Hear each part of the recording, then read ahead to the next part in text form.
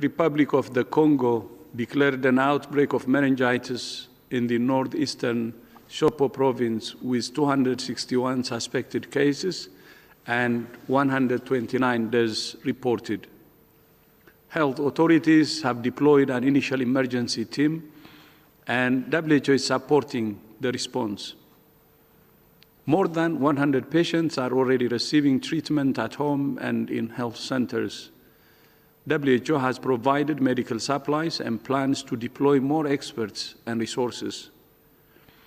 Meningitis is a deadly and debilitating disease with serious health, economic, and social consequences. Later this month, WHO and our partners will launch the Defeating Meningitis Roadmap, the first global initiative to address this devastating disease. The roadmap has three key objectives: ending epidemics of bacterial meningitis, like the one in DRC, reducing bacterial meningitis cases by 50% and deaths by 70%, and supporting survivors to address disability and improve quality of life. This outbreak in DRC is another reminder that although the COVID-19 pandemic continues to dominate headlines, it's far from the only health threat to which WHO is responding around the world. So many of these situations are long-term challenges that don't seem to have obvious or immediate solutions. But the COVID-19 pandemic does. People are dying who should not be. More than 50,000 people have died with COVID-19 every week since October last year. And for the past month, deaths have remained at almost 70,000 a week. We have the solutions to stop transmission and save lives. But those solutions are either not being used well or not being shared well. The inequitable distribution of life-saving tools, including diagnostics, oxygen, PPE, and vaccines, is driving a two-track pandemic. Some countries with the highest vaccine coverage are now seeing a decoupling of cases and deaths, which is allowing them to reopen their societies without their health systems being overwhelmed. While cases in some of these countries are increasing among unvaccinated people, hospitalizations and deaths have remained relatively low, thanks to vaccines and earlier clinical care.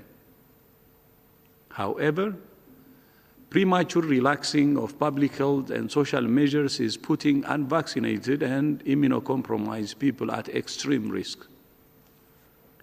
Meanwhile, countries with low vaccine coverage continue to see high case fatality rates. Additionally, some countries are refusing entry to people who have been fully vaccinated with a vaccine that has WHO emergency use listing, but which has not been approved by their own national regulators. This is creating more chaos, confusion, and discrimination, with some countries even refusing to use certain vaccines because of concern their citizens will be denied entry to other countries. WHO emergency use listing follows a rigorous process based on internationally recognized standards. All vaccines that have received WHO emergency use listing are safe and effective in preventing severe disease and death, including against the Delta variant. We thank those countries that recognize all vaccines with WHO emergency use listing, and we call on all countries to do the same. Globally, 5.5 billion vaccine doses have now been administered, but 80% have been administered in high and upper middle income countries. WHO's global targets remain to support every country to vaccinate at least 10% of its population by the end of this month, at least 40% by the end of this year, and 70% of the world's population by the middle of next year. Almost 90% of high-income countries have now reached the 10% target, and more than 70% have reached the 40% target. Not a single low-income country has reached either target. That's not their fault. We have heard excuses from manufacturers and some high-income countries about how low-income countries can't absorb vaccines. Almost every low-income country is already rolling out the vaccines they have, and they have extensive experience in large-scale vaccination campaigns for polio, measles, meningitis, yellow fever, and more. But because manufacturers have prioritized or been legally obliged to fulfill bilateral deals with rich countries willing to pay top dollar, low-income countries have been deprived of the tools to protect their people.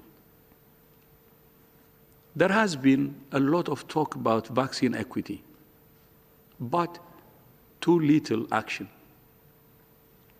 High-income countries have promised to donate more than 1 billion doses, but less than 15% of those doses have been materialized. Manufacturers have promised to prioritize COVAX and low-income countries. We don't want any more promises. We just want the vaccines. A month ago, I called for a global moratorium on booster doses at least until the end of September, to prioritize vaccinating the most at-risk people around the world who are yet to receive their first dose. There has been little change in the global situation since then. So today, I'm calling for an extension of the moratorium until at least the end of the year, to enable every country to vaccinate at least 40% of its population. Third doses may be necessary for the most at-risk populations, where there is evidence of waning immunity against severe disease and death, such as the very small group of immunocompromised people who did not respond sufficiently to their initial dose or are no longer producing antibodies. But for now, we do not want to see widespread use of boosters for healthy people who are fully vaccinated. Yesterday, the International Federation of Pharmaceutical Manufacturers Association said that G7 countries now have enough vaccines for all their adults and teenagers, and to offer booster doses to at-risk groups, and that manufacturing scale-up should now shift to delivering global vaccine equity, including dose sharing. When I read this, I was appalled. In reality, manufacturers and high-income countries have long had the capacity to not only vaccinate their own priority groups, but to simultaneously support the vaccination of those same groups in all countries. We have been calling for vaccine equity from the beginning, not after the richest countries have been taken care of. Low and lower middle-income countries are not the second or third priority. Their health workers, older people, and other at-risk groups have the same right to be protected. I will not stay silent when the companies and countries that control the global supply of vaccines think the world's poor should be satisfied with leftovers. Earlier this week,